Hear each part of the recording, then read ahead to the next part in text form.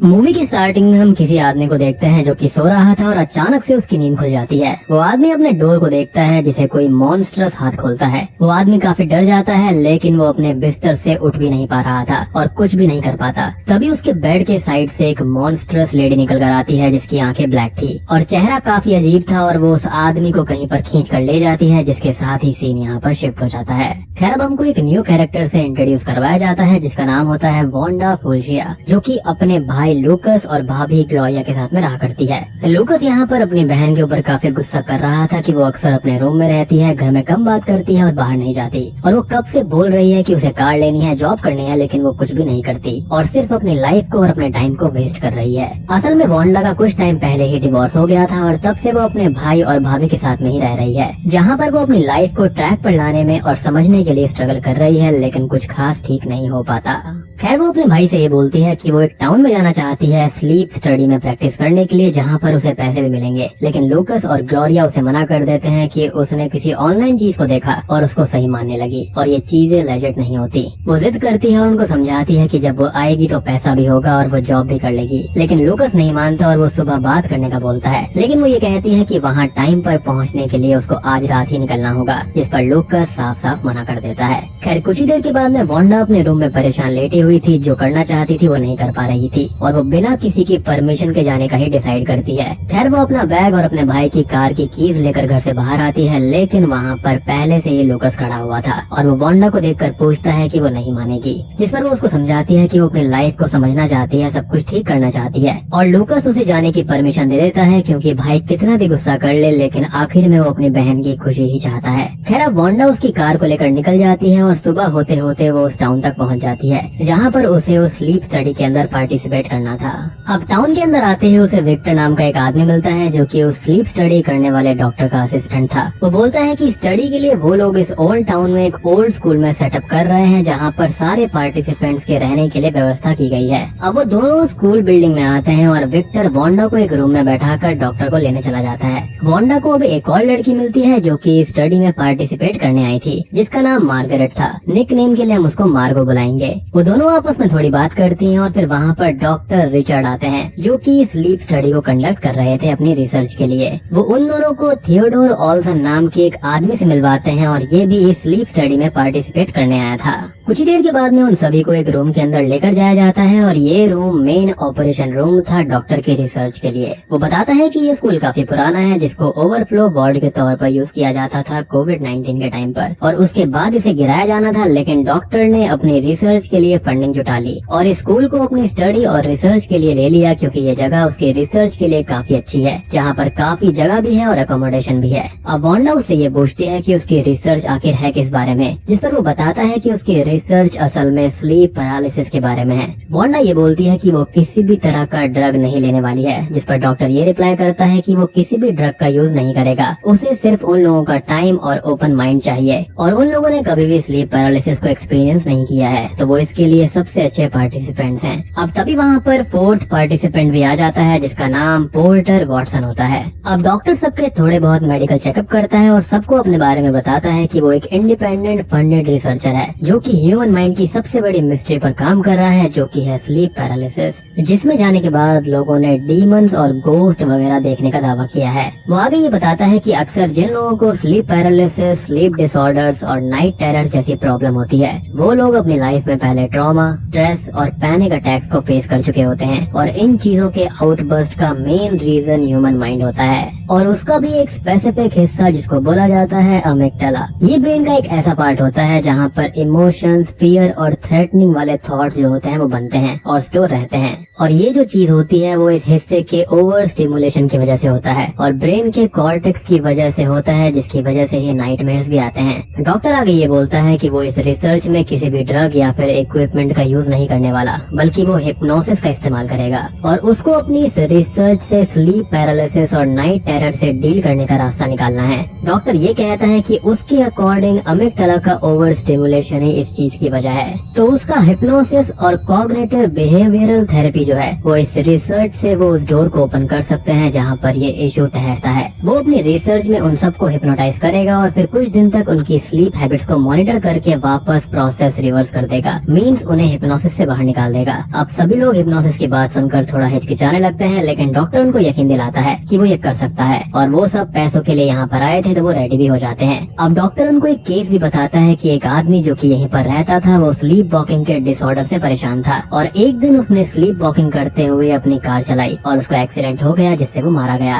Doctor अब सभी को आज रात रेस्ट करने का बोलता है और कल से रिसर्च शुरू होगी, अगले फ्राइडे तक, उसका ऐसा कहना था। और तब तक उन लोगों के फोन्स और कार की कीज विक्टर के पास में रहेगी, यानी कि उसके असिस्टेंट के पास में। खैर अगले सीन में सभी लोग डिनर कर रहे होते हैं और डॉक्टर उनको बताता है कि वो खुद अपने इंटर्नशिप के टाइम पर स्लीप पैरालिसिस फेस कर चुका है और उसको इसकी हिस्ट्री काफी फैसिनेट करती है। 1666 तक ऐसा कोई भी केस डॉक्यूमेंटेड नहीं किया गया था और पहली बार किसी डच फिजिशियन ने इसको डॉक्यूमेंट किया था जिसने इसको एज एन इनक्यूबस रेफर किया था। और इनक्यूबस यहाँ पर मेल और फीमेल दोनों होते हैं और ये एक ऐसी एंटिटी होती है जो कि आपको आपके नाइटमेयर में हॉन्ट करती है। अब इतने सालों से सारे सिम्टम्स और एक्सपेरिमेंट सेफ ही रहते हैं जहाँ पर लोग एक शैडो जैसी विच वुमन को देखते हैं जिसे अधिकांश यानी कि द हैग रेफर किया जाता है और जो हमारे ब्रेन के एनिमलिस्टिक साइड को छेड़ने लगती है। अब सभी लोग अपने रूम में जाकर सो जाते हैं जिनको कैमरा से मॉनिटर किया जा रहा था to record their sleep activities and patterns. अब सभी लोग अगली सुबह ऑपरेशनल रूम में जाते हैं जहाँ पर डॉक्टर सबसे ये बोलता है कि वो लोग अपने अपने माइंड से नफरत जैसे थॉट्स को निकाल दें अगर वहाँ पर कुछ प्रेजेंट है तो, जिस पर वांडा एग्री करती है कि उसके मन में उसके एक्स हस्बैंड के लिए ऐसी चीजें हैं। अब डॉक्टर अपना काम शुरू करते हैं और सबको हिप्नोटाइज करके ट्रांस जैसी स्टेट में भेज देते हैं, यानी कि वो जिंदा तो थे लेकिन उस वक्त के लिए वो किसी दूसरी ही दुनिया में चले गए थे। खैर अब हम वांडा को देखते हैं जिसकी आंखें एक स्केरी प्लेस पर खुलती है जहाँ पर वो किसी लेडी की आवाज सुनती है जो कि ये चिल्ला रही थी कि मुझे जगा दो, और उसे वही विच लेडी हॉन्ट करती है जो हमने मूवी की स्टार्टिंग में भी देखी थी। और यहाँ पर ये जो लेडी चिल्ला रही है ना, इसको याद रखना, इसका सिग्निफिकेंस मैं आपको एंड में बताऊंगा। अब तभी डॉक्टर सभी को जगा देते हैं और वांडा जो कि थोड़ी परेशान थी वो वॉशरूम में चली जाती है जिसके पीछे पीछे मार्गो भी जाती है और वो दोनों थोड़ी बहुत बात करती हैं जहाँ पर शॉकिंगली रिवील होता है कि उन दोनों ने सेम ही नाइटमेयर देखा था, यानी कि सेम उसी विच लेडी को देखा था। वो लोग ये बात डॉक्टर को बताने जाती हैं तो यहाँ पर बाकी के दो लोग जो होते हैं वो भी यही बोलते हैं कि उन्होंने भी सेम ही प्लेस और सेम ही विच को देखा है अपने नाइटमेयर के अंदर। वो सभी लोग डॉक्टर से पूछते हैं कि ये सब कैसे हुआ, जिस पर वो ये बोलता है कि ये सब इसलिए हो सकता है क्योंकि एक रात पहले ही तो उसने उनको बताया था स्लीप पैरालिसिस के अंदर विच लेडी दिखती है और वो लोग उसके बारे में ही सोच रहे होंगे तो वही उनको दिख गई है। लेकिन उस पर उनका काउंटर ये आता है कि वहाँ पर उनको एक लेडी की आवाज आई थी जो कि उनको जगाने के लिए कह रही थी और सबको सेम आवाज कैसे आ सकती है क्योंकि ऐसी बात तो उनकी हुई ही नहीं थी। और ये बात सुनते ही डॉक्टर थोड़ा सा हिचकिचा जाता है, यानी कि यहाँ पर इस डॉक्टर के अंदर कुछ ना कुछ गड़बड़ है और वो ये बोलता है कि उनको इसके बारे में परेशान नहीं होना चाहिए, सब कुछ नॉर्मल है। अब आज की स्टडी जो थी वो कंप्लीट हो गई थी तो वो सभी बाहर चले जाते हैं और सब लोग अब थोड़े थोड़े परेशान थे और थियो को बार बार उसी विच के विजन्स भी आने लगते हैं। रात को अब सभी लोग सो जाते हैं और हम उस बिल्डिंग में घूमते हुए उसी विच को देखते हैं। वो विच सबसे पहले डॉक्टर के रूम के बाहर जाती है और डॉक्टर स्लीप पैरालिसिस में उसको देखता है और बहुत खुश होता है कि ये एक ब्यूटीफुल डिस्कवरी है। अब वो विच दूसरे लोगों के पास में जाती है और एक एक करके सबको देखकर उनके आसपास घूमकर वहाँ से चली जाती है, जिसको वो लोग अपने स्लीप पैरालिसिस में देख पा रहे थे,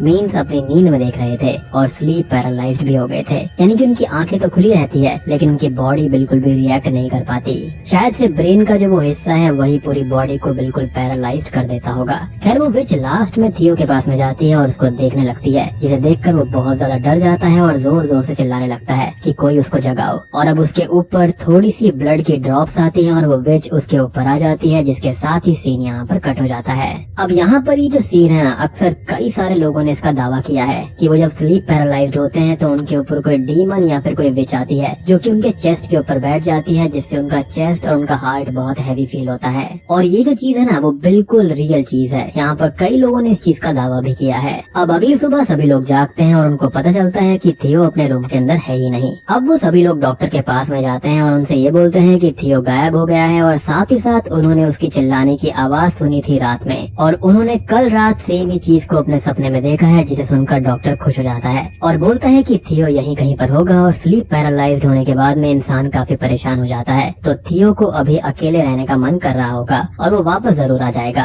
वो आगे ये भी बोलता है कि हो सकता है कि थियो परेशान होकर अपने घर चला गया होगा और अगर ऐसा है तो ये ठीक नहीं है, क्योंकि बिना प्रॉपर ट्रीटमेंट के वो इस इशू से डील नहीं कर पाएगा। और कल रात जो हुआ वो एक कोइंसिडेंस था, उसकी स्टडी से उसका कोई भी लेना देना नहीं है, जबकि हम जानते हैं कि डॉक्टर यहाँ पर झूठ बोल रहा है। फिर मार्गो और वांडा बात कर रही होती हैं, जहाँ पर वांडा अपने बारे में बताती है कि उसने ग्लेन नाम के एक आदमी से शादी की थी और एक दिन जब वो जागा तो वो बिल्कुल चेंज हो गया था। उसके लाइफ गोल्स क्लियर थे और उसने बोला कि उसका फ्यूचर वांडा के साथ में नहीं है। वो हमेशा यही सोचती रही कि कोई इतना जल्दी कैसे बदल सकता है और यहाँ पर आकर उसको ये पता चल गया कि कोई बहुत जल्दी चेंज हो सकता है। मार्गो यहाँ पर टैरो कार्ड रीडिंग सीख रही थी, तो वो एक कार्ड निकालती है जो कि डेथ का था और हम उस रूम के अंदर उसी विच के हाथों की शैडो को उनके पीछे देख पाते हैं, यानी कि यहाँ पर डेथ इनके ऊपर मंडरा रही है। अब रात को सभी लोग डिनर टेबल पर होते हैं और काफी परेशान भी थे, जिनसे डॉक्टर ये बोलता है कि थियो अर्ली मॉर्निंग खुद ही यहाँ से चला गया था और वो उन सबको कल रात की रिकॉर्डिंग दिखाता है, जिसके अंदर थियो अपने बेड से खुद ही उठता है और अजीब तरह से स्लीप वॉकिंग करते हुए कहीं पर चला जाता है। ऐसा लग रहा था जैसे कोई उसको गाइड कर रहा हो और हम जानते हैं कि ये कोई और नहीं बल्कि वही विच है। और सबसे बड़ी बात कि उस स्कूल के अंदर ज्यादा कैमरा नहीं थे, तो आगे वो वहाँ से कहाँ चला गया ये पता नहीं चलता। वांडा बोलती है कि उनको इसके बारे में पुलिस को बताना चाहिए, जिस पर डॉक्टर ये बोलता है कि 48 घंटे से पहले रिपोर्ट नहीं लिखी जा सकती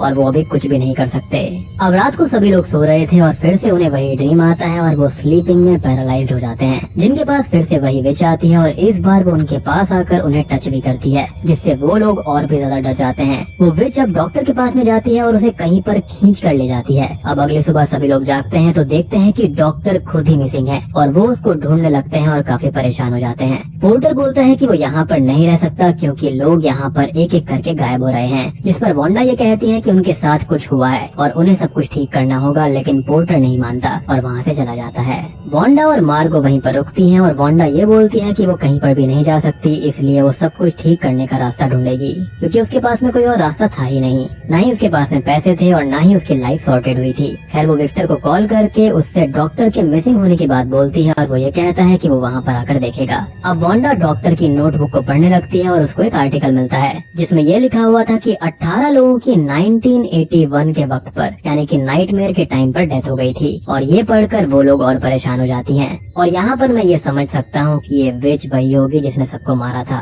उन्हें अब एक पेशेंट का नोट भी मिलता है जिसने ये बताया था कि उसे नाइटमेयर में वही चीज दिखाई देती है और वो उसे चेस करती है हर जगह पर, यानी कि उसके रूम में, बाहर और हर जगह। और ये नोट किसी चेस्टर फेयर नाम के लड़के का था, जो कि कोई और नहीं बल्कि विक्टर फेयर का ही भाई है, जिसको हमने मूवी की स्टार्टिंग में देखा था। वो कोई और नहीं बल्कि चेस्टर ही था और उसको भी इस विच ने ही मारा होगा और मेरे ख्याल से उसके ऊपर भी डॉक्टर ने एक्सपेरिमेंट किए होंगे जिसके चलते वो मारा गया। अब रात हो जाती है और मार्गो अकेले बैठी हुई थी, वो भी काफी परेशान थी, जिसे उसी विच के विजन्स लगातार आ रहे थे, जिससे वो काफी डर रही थी। कुछ ही देर के बाद में विक्टर भी बिल्डिंग के अंदर आ जाता है और वो डॉक्टर को स्लीप वॉकिंग करते हुए देखता है और वो विच उसे भी कहीं पर खींच लेती है। वांडा और मार्गो साथ में थी और तभी मार्गो थियो को स्लीप वॉकिंग करते हुए देखती है, जो कि अचानक से गायब हो जाता है। पोर्टर भी अब वापस आ गया था और वो बोलता है कि इस टाउन में एक ही बस आती है जो कि उसने मिस कर दी और ये टाउन जो है किसी भूतिया टाउन के जैसा है और उसे एक पेट्रोलिंग कार ने लिफ्ट दी है यहाँ तक। लेकिन सोचने वाली बात ये थी कि जब यहाँ पर कोई भी नहीं आता तो यहाँ पर पेट्रोलिंग कार कैसे आ गई, तो इसका रीजन हम एंड में जानेंगे, जो कि काफी बढ़िया है। अब वो तीनों आपस में बात करते हैं कि करना क्या चाहिए और वांडा ये बोलती है कि डॉक्टर ने सब कुछ लिख कर रखा है, तो वो उसकी हिप्नोसिस को रिवर्स करके उनको उससे बाहर निकाल सकती है, जिससे जो भी उनके साथ में हो रहा है शायद से वो रुक जाए। लेकिन इसके लिए कोई भी एग्री नहीं करता क्योंकि इसका उल्टा इफेक्ट भी हो सकता था। एनीवेज अब वो डिसाइड करते हैं कि पोर्टर सो जाए और वो दोनों उस पर नजर रखेंगी कि चीजें होती कैसे हैं और टाइम पर उसको जगा देंगी। पोर्टर सो जाता है और वो दोनों उसके पास बैठकर नजर रखने लगती हैं और वांडा ने वो नोटबुक पूरी पढ़ ली थी, जो उसको कुछ खास समझ में नहीं आई थी और लास्ट पेज को पढ़कर उसे थोड़ा सा अजीब लगता है, जिस पर लिखा हुआ था कि अब ये चीज दिमाग के आंतरिक प्रोजेक्शन तक नहीं रहेगी और डोर ओपन हो चुका है जहाँ से कोई चीज बाहर आ गई है है। तभी वांडा अब कॉफी लेने जाती है और पोर्टर के ऊपर मार्गो नजर रख रही थी जिसकी खुद की नींद लग जाती है और पोर्टर स्लीप वॉकिंग करके कहीं पर जाने लगता है और मार्गो को होश आता है तो वो उसका पीछा करती है, उसको रोकती है, लेकिन सडनली वो भी गायब हो जाता है जो कि इसी विच का काम था। वो इससे काफी परेशान हो जाती है और वांडा उसे समझाती है और अब वो उसको हिप्नोसिस से बाहर निकालने की बात करती है जिस पर वो भी एग्री करती है। अब वो मार्गो को हिप्नोटाइज करके ट्रांस जैसी स्टेट में भेज देती है और उससे ये कहती है कि उसके जागने से पहले उसे वो डोर क्लोज करना होगा जो कि उन लोगों ने ओपन कर दिया था, यानी कि ये विच वाला वर्ल्ड जो है वो उन्होंने ओपन कर दिया था। अब मार्गो अपनी स्लीप में जाती है और हम उस बिल्डिंग में डॉक्टर और बाकी लोगों को किसी गोस्ट की तरह स्लीप वॉकिंग करते हुए देख पाते हैं जो कि उन लोगों के पास ही आ रहे थे और इधर मार्गो के पीछे वही विच आ जाती है। वांडा उससे बोलती है कि वो डोर को क्लोज करके वापस जाग जाए और उसके जागने पर सब नॉर्मल हो जाता है और उनको लगता है कि सब कुछ ठीक हो गया है। मार्गो अब ड्रिंक लेने बाहर जाती है और वांडा उसको देखती है तो वो स्लीप वॉकिंग कर रही थी। जी हाँ, यहाँ पर सब कुछ ठीक नहीं हुआ था और वांडा के पीछे वही विच आकर खड़ी हो जाती है और अब वो जोर जोर से चिल्लाने लगती है कि कोई उसको जगा दे। और आपको याद हुआ कि उनको स्टार्टिंग वाले ड्रीम के अंदर एक चीज सुनाई दी थी, यानी कि एक लेडी उसको बोल रही थी कि कोई उसको जगा दो, तो यहाँ पर वो कोई और नहीं बल्कि खुद ही थी। इसका सिंपल सा मीनिंग ये है कि वो उसकी खुद की सब कॉन्शियसनेस थी जो कि उसको बोल रही थी कि उसको उठ जाना चाहिए क्योंकि उसके साथ में इतना कुछ अंदर हो रहा था। और ऐसा क्यों है? तो दोस्तों अब यहाँ पर खुलते हैं इस मूवी के असली पत्ते। असल में जब पहले दिन एक्सपेरिमेंट शुरू हुआ था तो उसके बाद से ये लोग जागे ही नहीं थे। जी हाँ, क्योंकि यहाँ पर हम देख पाते हैं कि डॉक्टर उसको जगाता है और वो सब खुद को उसी ऑपरेशनल रूम में पाते हैं जो कि अभी तक सोए हुए थे। और वांडा के जागने के बाद में वो बहुत ही ज्यादा डरी हुई थी और जोर जोर से चिल्ला रही थी। और वो इसी के साथ में ये मूवी यहीं पर खत्म हो जाती है। अब देखो यहाँ पर असल में हुआ ये था कि जो फर्स्ट डे एक्सपेरिमेंट शुरू हुआ था वो कभी रुका ही नहीं था और मेरे ख्याल से फ्राइडे भी अभी तक नहीं आया था। उससे पहले ही यहाँ पर वांडा की नींद खुल गई थी क्योंकि ये विच जो थी, यानी कि स्लीप पैरालिसिस के दौरान जो नाइटमेयर जिसकी वजह से आते हैं, जिसको हम इनक्यूबस या फिर द हैग भी कह सकते हैं, ये जो होती है वो बहुत ही खतरनाक थी और इस वजह से वो जाग गई थी। और बाकी जो 3 लोग थे वो हिप्नोसिस के शिकार अभी भी बने हुए थे, यानी कि उनका एक्सपेरिमेंट अभी भी चल रहा था। और मुझे ऐसा पर्सनली फील हुआ कि इस मूवी के अंदर जो विच यानी कि द हैग दिखाई गई है वो लोगों की सोल को उनके ड्रीम्स में ही कंज्यूम कर लेती है, जिसकी वजह से ये जो लोग होते हैं वो रियल वर्ल्ड में कोमा में चले जाते हैं। एंड आई थिंक यहाँ पर बाकी के जो 3 लोग थे वो कोमा में थे और यहाँ पर सिर्फ और सिर्फ वांडा बच गई थी जो कि इस ट्रॉमा को नहीं भुला पा रही है। और यही रीजन है कि फर्स्ट डे के एक्सपेरिमेंट के बाद में वो पूरी जगह भूतिया टाइप की बन गई थी। वहाँ पर लोग जो थे वो अजीब तरह से गायब हो रहे थे, इंक्लूडिंग द डॉक्टर। तो ये सब इनके थॉट्स थे जो कि ये विच यहाँ पर मैनिपुलेट कर रही थी। अब एक चीज और हो सकती है कि इसी विच की वजह से विक्टर का भाई चेस्टर गायब हो गया था, तो हो सकता है कि विक्टर और डॉक्टर उस विच से बदला लेना चाहते होंगे थ्रू मेडिकल एग्जामिनेशंस और उसके लिए उनको लोगों की जरूरत पड़ेगी। तो मेरे ख्याल से यहाँ पर ये भी चीज हो सकती है। और ये जो विच है ना, ये स्लीपिंग वर्ल्ड में और ड्रीम्स के अंदर लोगों के फियर पर फीड करती है, जस्ट लाइक नाइटमेयर। और ये मार्वल कॉमिक्स के अंदर जो विलन है ना, बिल्कुल वैसा ही है। और एक बार ये उनको यूज करके उनको किसी मरे हुए इंसान की तरह नींद में ही छोड़ देती है, जिसको कोमा कहा जा सकता है। और इस मूवी के अंदर इसको द हैग कहा गया है जो कि रियल हादसों पर बेस्ड है, जहाँ पर स्लीप पैरालाइज्ड हुए लोगों को अपने पैरों पर या फिर चेस्ट पर द हैग बैठी हुई दिखाई देती है, जैसा कि मैंने आपको एक्सप्लेनेशन के मिड में बताया था। तो ये करती ये है कि ये लोगों के डरों पर फीड करती है और उनको नींद में ही मार डालती है या फिर उनको कोमा में भेज देती है। अब देखो इस मूवी का जो कॉन्सेप्ट है ना, वो मुझे पर्सनली काफी अच्छा लगा है। यहाँ पर काफी कुछ करने की कोशिश करी गई है। उम्मीद करता हूँ कि आपको भी ये मूवी जरूर पसंद आई होगी। पसंद आई है तो वीडियो को लाइक कर दे।